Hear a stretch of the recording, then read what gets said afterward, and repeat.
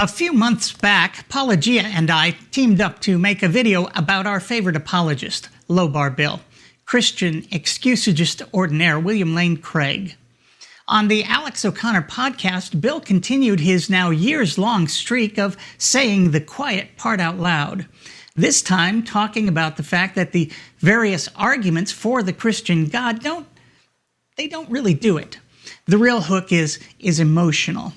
Take a listen. One of the questions I wanted to ask you actually was in regards to this kind of thought that somebody maybe would be compelled to take this Pascalian wager at the moment of their death. And this is the kind of story that you often hear of somebody coming to faith in a moment of emotional necessity.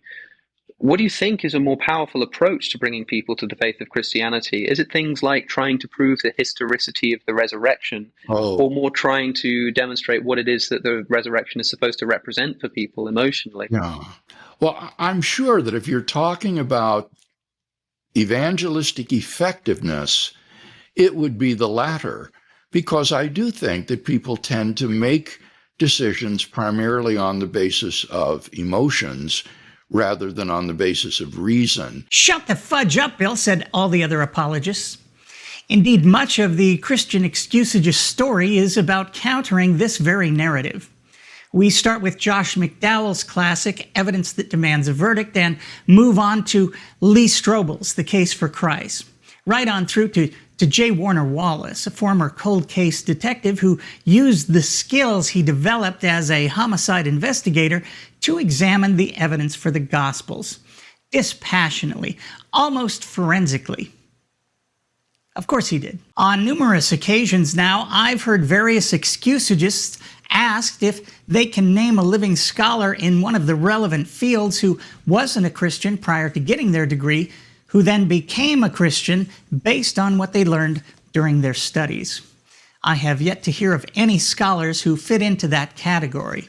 Of course, anyone familiar with this topic can name any number of academics who were Christians, but have since left the faith based on what they learned. Can you even imagine a scholar saying, "I wasn't a believer, but then I learned that all of the Gospels were written anonymously decades later in a language Jesus and his disciples never spoke, by people who clearly weren't eyewitnesses, people who reported things that never happened, like a Roman census where everyone had to return to their ancestral home from 1,000 years prior, and people rising from their graves when Jesus died."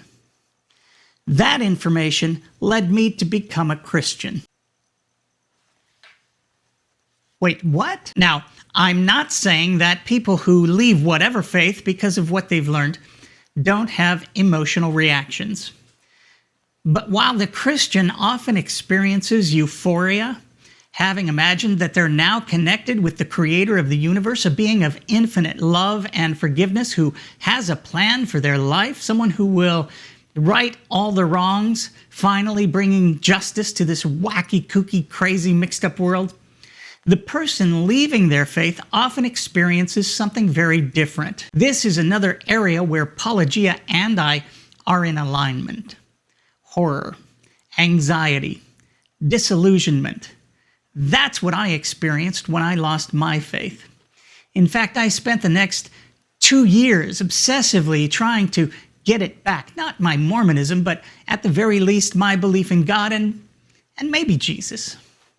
Unfortunately, what I wanted wasn't lining up with what I was learning. And it's not like I didn't know the other side of things. I had been deeply religious, read, became very familiar with, and embraced the arguments for God and religion for years. For Hitchin's sake, at that time, I was working with and for Dennis Prager of PragerU infamy. Go Devils!